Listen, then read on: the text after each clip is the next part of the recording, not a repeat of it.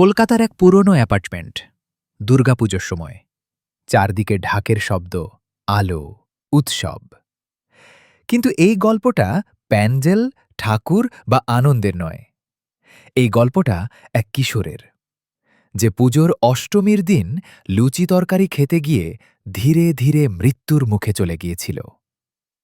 এই গল্পটা শিবানী ভবনের 3B ফ্ল্যাটের। কলকাতার উত্তর দিকের এক পুরনো পাড়ায় 4তলা একটা অ্যাপার্টমেন্ট, নাম শিবানী ভবন। বাইরে থেকে একদম সাধারণ, কিন্তু তৃতীয় তলার 3B ফ্ল্যাটে সেই পুজোর সময় অদ্ভুত কিছু ঘটতে শুরু করে। সৌমিক, 16 বছরের ছেলে, ক্লাস 10-এর ছাত্র। মাধ্যমিকের প্রস্তুতি চলছিল। পুজোর ছুটিতে স্কুল বন্ধ, তাই সে বাড়িতেই পড়াশোনা করছিল। পুজোর অষ্টমীর দিন কাকিমা নিজে যে সৌমিককে খাওয়ার জন্য ডেকেছিল, লুচি তরকারি। সবকিছু স্বাভাবিকই ছিল, কিন্তু সৌমিক খাওয়ার সময় অদ্ভুত অস্বস্তি অনুভব করেছিল, কারণ না জেনেই। 2 দিন পর থেকেই সমস্যা শুরু। জ্বর, বমি, শরীর দুর্বল হয়ে পড়া। ডাক্তার দেখানো হলো, রিপোর্ট করা হলো, কিন্তু আশ্চর্যভাবে সব রিপোর্ট নরমাল। তবু সৌমিক বদলে যেতে লাগল। হঠাৎ হঠাৎ সে ফিসফিস করে বলতো, এখানে কেউ আছে? ওরা আমাকে দেখছে। দিনের পর দিন তার শরীর শুকিয়ে যাচ্ছিল, চুল পড়তে শুরু করল, তারপর দাঁত, গাল ঢুকে গেল। চোখ দুটো যেন আর সৌমিকের নয়। ডাক্তার স্পষ্ট বললেন, এটা সাধারণ রোগ নয়, এভাবে চললে ছেলেটা বেশি দিন টিকবে না।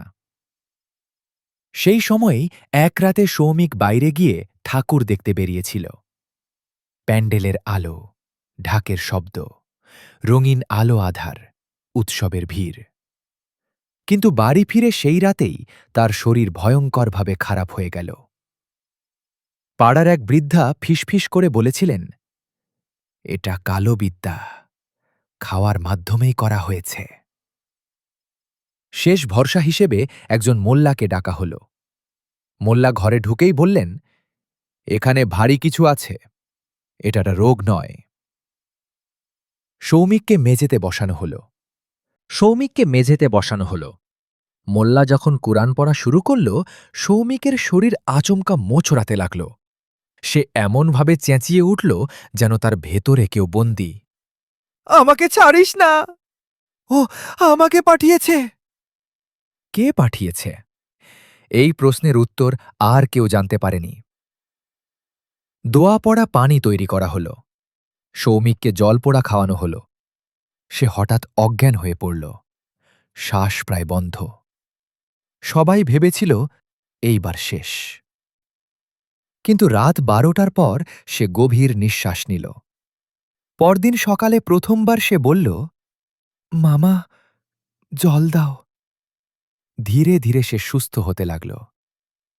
মোল্লা চলে যাওয়ার সময় শুধু একটাই কথা বলেছিলেন, যে করেছে সে খুব কাছের। আজও শিবানী ভবনের 3B ফ্ল্যাটে সৌমিক বেঁচে আছে। পুজোর সময় ঢাকের শব্দ এলে সে জানালার দিকে তাকিয়ে থাকে, আর তখনই তার ছায়াটা অদ্ভুতভাবে যেন নিজের মতো করে নড়ে।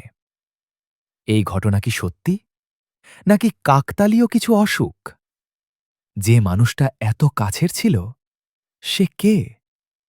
আপনার মতামত কমেন্টে জানাবেন।